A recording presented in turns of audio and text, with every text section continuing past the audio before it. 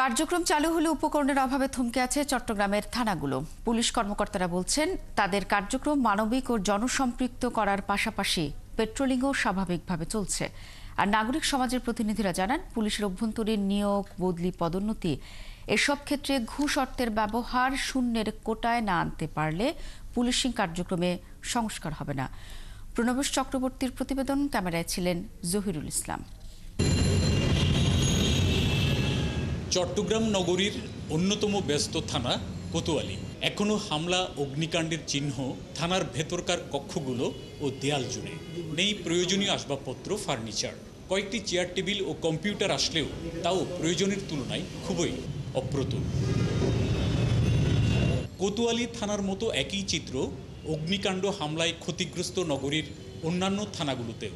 অগ্নিকাণ্ডে যানবাহন পুড়ে যাওয়ায় ভাড়াই চালিত গাড়িতে চলছে থানাগুলোর পেট্রোলিং ব্যবস্থা। থানাতে এসে দেখলাম এখানে সবটা জ্বালিয়ে পুড়িয়ে গেছে। দেখলাম যে বসার যে আসবাবপত্র এরকম তেমন কিছু নাই। কোনো কিছু প্রয়োজনে আসলে ওরা যেটা আমাদেরকে দেওয়ার এটা দিলে আমাদের সন্তুষ্ট। অবশ্য পুলিশিং কার্যক্রমকে জনসম্পৃক্ত করার পাশাপাশি থানাগুলো থেকে সব সেবা যাতে মানুষ পায় তার ব্যবস্থা গ্রহণ করা হয়েছে, জানিয়েছেন পুলিশের মহাপরিদর্শক। পুলিশিং হচ্ছে জনগণের ট্রাস্ট। পুলিশিং করার জন্য আমাকে জনগণ এম্পাওয়ার করেছে। সরকার আমাকে এই দায়িত্ব দিয়েছে। জনগণের সাপোর্ট ছাড়া, জনগণের অংশগ্রহণ ছাড়া, জনগণের সম্মতি ছাড়া পুলিশিং করা যায় না। সচেতন নাগরিক সমাজের প্রতিনিধিরা জানান, গায়েবী মামলা, গ্রেপ্তার, বাণিজ্য এগুলোর ধারাবাহিকতা থেকে পুলিশকে বের হতে হবে। এছাড়া অভ্যন্তরীণ ঘুষ লেনদেনের বিনিময়ে নিয়োগ, পদায়ন, বদলি এগুলো বন্ধ না হলে পুলিশের প্রকৃত সংস্কার হবে না। পুলিশের অভ্যন্তরে যে লেনদেন হয়, একজন ওসির পোস্টিং, সাব ইন্সপেক্টর, অ্যাসিস্ট্যান্ট ইন্সপেক্টরের যে অ্যাসিস্ট্যান্ট সাব ইন্সপেক্টরের যে পোস্টিং, সেখানে যে কোটি কোটি টাকার কথা আমরা শুনি, সেই টাকাটা তো নাগরিক নেয় না, কোনো মন্ত্রীও নেওয়ার ব্যাপার না। সেটা হচ্ছে পুলিশ বিভাগে লেনদেনটা হয়। সেই লেনদেনটা শূন্যের কৌটায় নিয়ে আসতে না পারলে পুলিশ আবারও যতই কয়েকদিন ভালো ব্যবহার করুক, পুলিশ আবার মানুষকে নিপীড়নের জায়গায় চলে যাবে। ছাত্র জনতার আন্দোলনে আওয়ামী লীগ সরকারের পতনের দিন চট্টগ্রামের 16টি থানার মধ্যে 11টিতে হামলা হয়। আগুনে পুড়ে যায় 6টি থানা।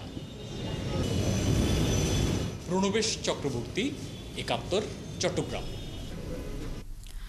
এ বিষয়ে বিস্তারিত জানাতে চট্টগ্রাম থেকে যুক্ত হয়েছেন সহকর্মী প্রণবেশ চক্রবর্তী। যেহেতু সরঞ্জামের একটি অভাবের কথা বলছেন এবং এখনও সেভাবে পুলিশ সদস্যরাও পুরোপুরি কাজে যোগ দেননি কোনো কোনো জায়গায়, সেক্ষেত্রে থানার কার্যক্রম কিভাবে চলছে এবং একই সাথে জানতে চাই কি কি সংস্কারের প্রয়োজন আছে বলে মনে করছেন পুলিশ কর্মকর্তারা।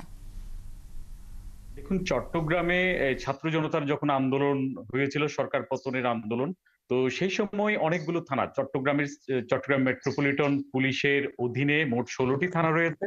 তো তার মধ্যে 11টি থানায় হামলা হয়েছে এবং 6টি থানায় অগ্নিকাণ্ডের ঘটনা ঘটেছে। তো যে থানাগুলোতে অগ্নিকাণ্ডের ঘটনা হয়েছে সেখানে আসবাবপত্র থেকে শুরু করে কম্পিউটার, গাড়ি, যানবাহন যেগুলো পেট্রোলিং এর জন্য ইউজ হয়, সবগুলোই বেশিরভাগ ক্ষতিগ্রস্ত হয়েছে বা পুড়ে গেছে। তো এই কারণে এই থানাগুলোর অপারেশনাল কার্যক্রম চালানোর জন্য অনেক সমস্যা হচ্ছে। কিছু কিছু থানায় কিছু কম্পিউটার আসছে, কিছু সামান্য কিছু আসবাবপত্র আসছে, কিন্তু যেগুলো অগ্নিকাণ্ডে ক্ষতিগ্রস্ত হয়েছে সেগুলোতে এখনো পর্যন্ত আসবাবপত্র, পুলিশ সদস্যদের বসার, এখানে বাইরে থেকে সেবা প্রার্থীরা আসলে তাদের বসার কিংবা কাজ করার সরঞ্জাম অনেক কম। এই কারণে তাদেরকে সমস্যা পেতে হচ্ছে। বিশেষ করে পেট্রোলিং এর ক্ষেত্রে অনেক অগ্নিকাণ্ডে ক্ষতিগ্রস্ত থানাগুলোতে বেশি সমস্যা হচ্ছে। কোতোয়ালি কিংবা চান্দগাঁও থানা, এরকম খুলশী, হালিশহর, তো তাদের অনেক এরকম পেট্রোলিং এ নিয়োজিত অনেক ভেহিকেল পুড়ে যাওয়ার কারণে তাদেরকে ভাড়া করে চলতে হচ্ছে। কোনো অপারেশনে যেতে হলে সেখানে ভাড়া করে যেতে হচ্ছে। কোনো মৃতদেহ নিয়ে আসতে গেলে বা সেখানে যদি কোনো ইনভেস্টিগেশনের কাজে যেতে হয়, দেখা যাচ্ছে যে পুলিশ সদস্যদের নিজেদের টাকা দিয়ে হয়তো রিক্সা করে, টমটমে করে যেতে হচ্ছে। এরকম নানা সমস্যায় তাদের পড়তে হচ্ছে। এই কারণে সময় ক্ষেপণও হচ্ছে। এই কারণে সেবা প্রার্থীরা যারা আসছেন তারা বলছেন যদি এগুলোর ব্যবস্থা করা হয়, বিশেষ করে যে কম্পিউটার তাদের খুবই দরকার, কারণ জিডি করার জন্য এখন অনলাইন জিডি বা মামলাগুলো হয়। ফলে অনেক থানায় কিন্তু পর্যাপ্ত পরিমাণ কম্পিউটার এখনো আসেনি মামলার ডকুমেন্ট গুলো রাখার জন্য। তো সেই কারণে পর্যাপ্ত কম্পিউটার সহ অন্যান্য সরঞ্জাম, বিশেষ করে যানবাহন পেট্রোলিং এর জন্য প্রয়োজন। কারণ পুলিশকে অপারেশনাল করতে হলে যানবাহন বা পেট্রোলিং টিমগুলো যদি বাইরে যেতে হয় তাদের যানবাহন খুবই দরকার। যেমন আমি যে থানাটাই আছি এখানে 4টি ভেহিকেল পুড়ে গেছে, 2টি অক্ষত আছে, এই 2টি দিয়ে সকল পুলিশ এই থানার তারা কার্যক্রম চালাচ্ছে। এটি আসলে তাদের জন্য একটি সমস্যার বিষয়, যেখানে 6টির মতো যানবাহন দরকার, সেখানে মাত্র 2টি আছে আর 4টি পুড়ে গেছে। তো ফলে এই 4টিতে তারা বিকল্প উপায়ে এই থানা আমি যেটাতে আছি তারা কাজ করছেন।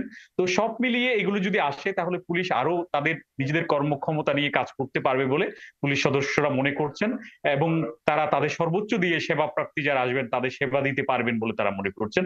আইজিপি আসছিলেন এখানে ঊর্ধ্বতন পুলিশ কর্মকর্তাদের সাথে তিনি বসছিলেন এবং তিনি বলেছেন যে 5ই অক্টোবরের মধ্যে ঢাকায় এবং এই অক্টোবর মাস পুরোটা বা তারপরের মাসের মধ্যেই সারা বাংলাদেশের যতগুলো থানা আছে সবগুলো যাতে অপারেশনাল কার্যক্রম তাদের চলছে, কিন্তু থানা সংস্কার থেকে শুরু করে অন্যান্য যা তার জন্য প্রয়োজনীয় বরাদ্দ পাওয়া গেছে এবং সেইভাবে তারা কাজ করার চেষ্টা করে যাচ্ছেন বলে তিনি আমাদেরকে ওই সময় জানিয়েছিলেন, যখন এই চট্টগ্রাম সিএমপির ঊর্ধ্বতন কর্মকর্তাদের সাথে বৈঠক শেষে তিনি গণমাধ্যম কর্মীকে জানিয়েছিলেন।